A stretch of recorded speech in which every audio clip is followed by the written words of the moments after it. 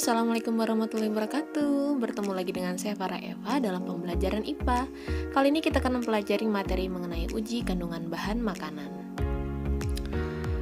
Kompetensi dasar yang pertama adalah menganalisis sistem pencernaan pada manusia dan memahami gangguan berhubungan dengan sistem pencernaan serta upaya menjaga kesehatan sistem pencernaan.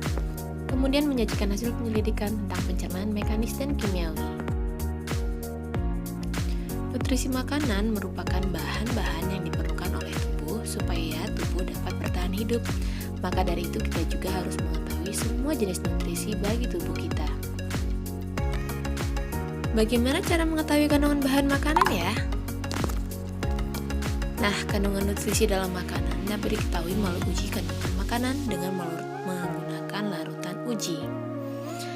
Ini dia larutan ujinya, ada Lugol, Benedict, dan Biuret, atau disebut juga dengan reagen. Lugol adalah reagen untuk menguji adanya amilum dalam bahan makanan. Jika bahan makanan ditetesi oleh Lugol, kemudian berubah menjadi biru kehitaman, maka makanan tersebut mengandung karbohidrat atau amilum. Semakin gelap warnanya, berarti makanan tersebut semakin banyak kandungan karbohidratnya. Berikutnya ada Biuret. Biuret adalah reagen atau larutan uji untuk menguji adanya protein pada bahan makanan. Indikator bila bahan makanan tersebut mengandung protein apabila ditetesi dengan biuret, maka warnanya akan berubah menjadi warna ungu atau warna lembayung. Berikutnya adalah Benedict. Benedict adalah larutan uji atau reagen untuk menguji adanya glukosa dalam bahan makanan. Indikator bila makanan tersebut mengandung glukosa apabila ditetesi Benedict dan dilakukan pembakaran atau pemanasan, maka akan menghasilkan warna merah bata. Berikut adalah kertas buram. Kertas buram adalah alat untuk menguji adanya lemak. Indikator bahan makanan tersebut mengandung lemak jika di kertas buram tertinggal noda transparan. Apa saja alat dan bahan yang diperlukan? Yang pertama adalah tabung reaksi, rak tabung reaksi, plat tetes, Bunsen, gelas beker, pipet tetes, klem, spatula, mortar, dan juga alu. Bahan-bahan yang diperlukan adalah nasi.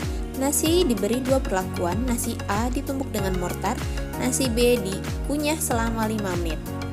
Kentang, tahu, telur, kacang, masing-masing dihaluskan dengan mortar, kemudian dilakukan pengenceran dengan menambahkan air. Kemudian susu dicairkan, dan terakhir adalah mentega.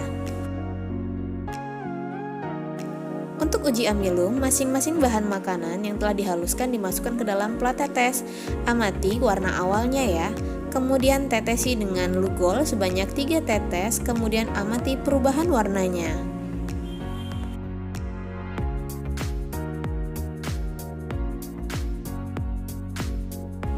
Berikut adalah hasil dari perubahan warna yang terjadi. Silahkan dicatat di dalam lembar hasil pengamatan.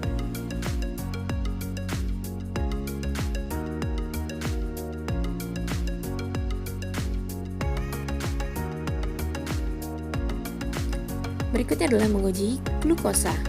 Bahan makanannya adalah sama dengan uji pada amilum. Perlakuannya pun sama, kemudian kita letakkan pada tabung reaksi.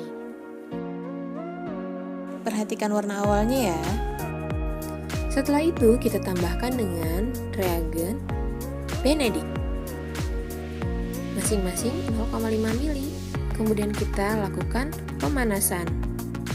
Hati-hati ya dalam melakukan pemanasan, pastikan lubang dari tabung reaksi tidak menghadap ke arah temanmu.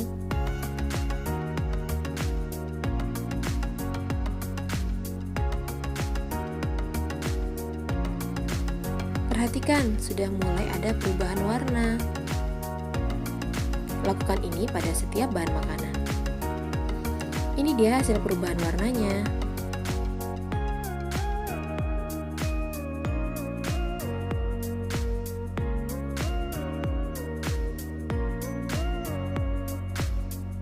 Perhatikan setiap perubahan warnanya ya, kemudian catat pada tabel hasil pengamatan.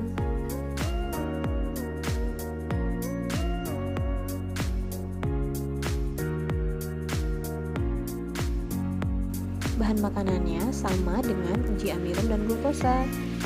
Kemudian, bahan-bahan tersebut dimasukkan ke dalam tabung reaksi. Perhatikan warna awalnya ya. Kemudian diberikan biuret sebanyak 0,5 ml. Perhatikan perubahan warna yang terjadi.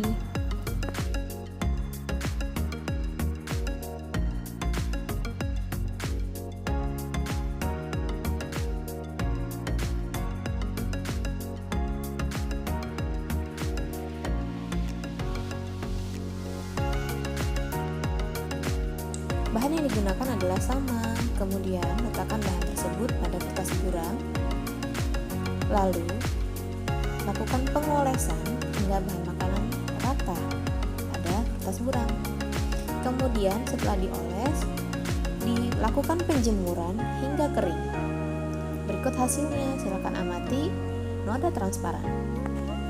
Nah, silahkan catat hasil pengamatanmu pada tabel hasil percobaan.